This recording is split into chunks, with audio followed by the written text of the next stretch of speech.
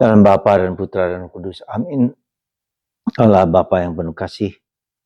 Hari ini kami merayakan seorang kudus pengarang Injil, Santo Markus.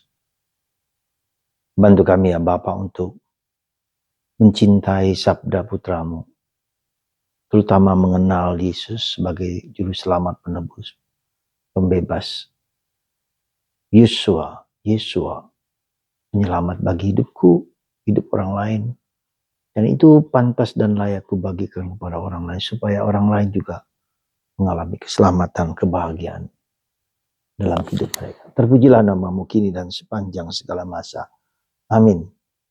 Para saudara, perintah atau mandat Yesus untuk pergi kemana-mana mewartakan Injil kepada segala bangsa, kepada segala orang, segala lapisan masyarakat.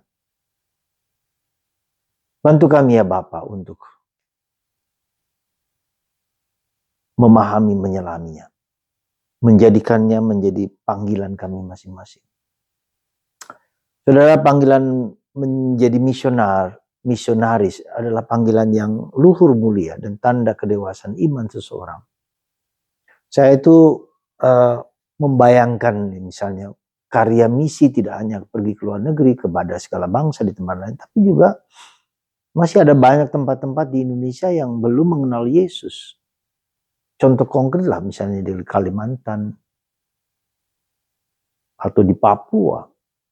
Bahkan bukan hanya mereka belum mengenal Yesus, tapi mereka membutuhkan suatu pelatihan-pelatihan yang secara manusiawi mereka butuhkan. Misalnya harus bagaimana makan dengan baik, soal kesehatan, soal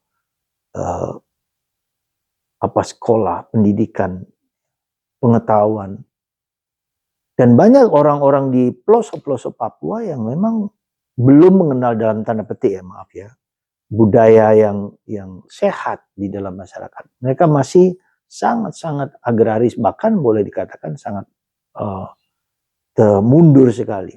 Jadi saya bayangkan, dan memang daerahnya sangat-sangat sulit, ya, sangat-sangat sulit sekali untuk dicapai di sana. Saya membayangkan kalau ada karya misi gereja Katolik yang sungguh menyebar masuk ke sana. Ada guru-guru yang berani berkorban, ngajari mereka bahasa, tapi juga bukan hanya ngajari mereka bahasa, ngajari mereka bercocok tangan, ngajari kesehatan, ngajari makan buah-buahan, sayur-sayuran, dan semua. Ya, seperti manusia, seperti seorang anak yang dilatih untuk mengerti dan mengenal, dan itu butuhkan waktu dan tempat dan pengorbanan yang besar. Saya membayangkan ada gereja Katolik, ya katakanlah, memang sudah ada keuskupan, tetapi ada karya yang betul-betul sungguh-sungguh diambil menjadi karya misi gereja seperti KWI yang khusus melayani untuk karya yang terpencil, yang sulit, ya.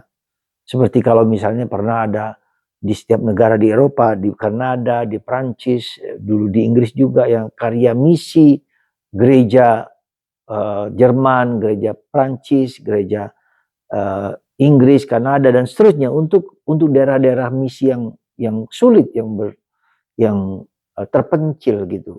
Nah, maka mudah-mudahan kita berdoa supaya para uskup kita dapat membuat semacam karya misi gereja untuk daerah-daerah terpencil yang belum terjamah oleh kekuatan manusiawi, oleh kekuatan yang bisa kita lakukan. Ya, semoga itu yang saya dambakan. Pergilah ke seluruh dunia. Dunia itu bukan hanya di luar, adjentes luar negeri, tapi di adjentes dalam negeri.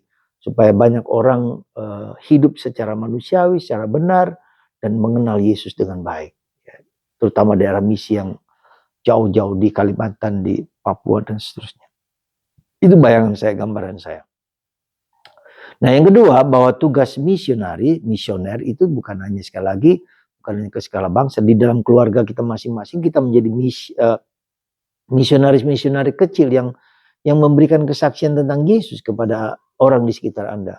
Menciptakan komunitas yang indah, yang menarik, yang saling mengampuni, saling memaafkan, saling menolong, saling mendoakan, dan seterusnya. Ini menjadi misionaris kecil di tempat kita berada. ya. Juga di mana ada karya-karya yang apa namanya, yang secara khusus menangani soal-soal tertentu. Misalnya katakanlah soal perjudian, saya mau care dengan soal perjudian online, soal perjudian yang menghancurkan keluarga ya, saya kira. Dan ini penting diingatkan kita para pastor memang sulit ya dalam tanda petik dengan pekerjaan kita yang cukup berat, kita bisa menangani berbagai macam hal di mana kita tidak mampu, maka dibutuhkan suatu strategi yang perlu dipikirkan supaya kita juga lebih menjamah orang-orang yang tidak ke gereja, katakanlah begitu ya. Tidak cukup hanya ibu-ibu tapi bapak-bapak yang kurang disentuh ya. Kemarin saya lihat di YouTube tentang bagaimana spiritualitas manhood, spiritualitas kelelakian ya. Banyak lelaki yang tidak tersentuh, terjamah ya, karena itulah mereka lari kepada bentuk-bentuk yang kita mengerti seperti tadi narkoba, ganja dan seterusnya. Tidak tahu bahwa mereka adalah lelaki yang kuat. Maka saya mohonkan supaya Santo Yosef sebagai contoh orang lelaki, spiritualitas lelaki yang hebat, yang luar biasa ya.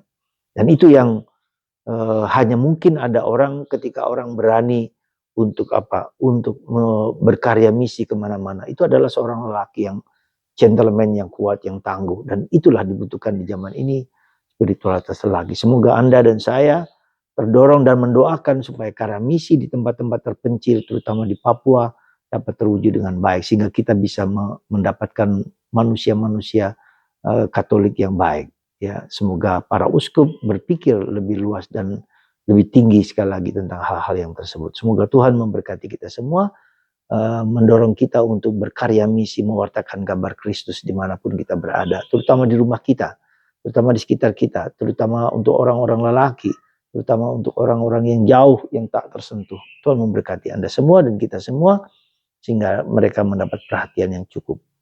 Tuhan memberkati kita, Bapa, Putra, dan Roh Kudus. Amin.